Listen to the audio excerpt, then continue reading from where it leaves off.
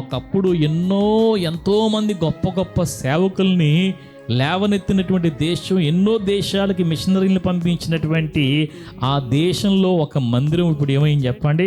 ఒక ప్లేస్లో ఆరాధన జరుగుతుంది, ఇంకొక ప్రక్క హాల్లోనేమో నైట్ క్లబ్ రన్ అవుతుంది. చూసారా ఎంత దారుణమైన పరిస్థితిలో? అంటే ఏం జరుగుతుందంటే అంత్య దినములలో అక్రమం విస్తరించుట చేత అనేకుల ప్రేమ ఏమైపోతుంది?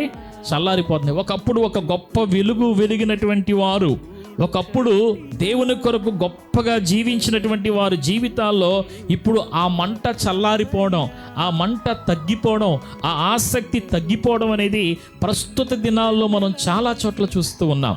ఎక్కడ చూసినా కానివ్వండి, కుటుంబాల్లో అదే తగ్గిపోతుంది, అలాగే సంఘాల్లో ఆ విశ్వాసం తగ్గిపోతుంది. ఎక్కడ చూసినప్పటికీ కూడా ఆత్మీయ స్థితిలో చాలామంది ఏమవుతున్నారంటే చల్లారిపోతున్నారు. అందుకని ప్రకటన గ్రంథంలో దేవుడు 7 సంఘాల గురించి రాయించి పెట్టిన మాటల్లో ప్రతి చోట కూడా ఏముంటుందంటే, ఆత్మ సంఘములతో చెప్పుచున్నటువంటి మాట చెవిగలవాడు వినుగాక.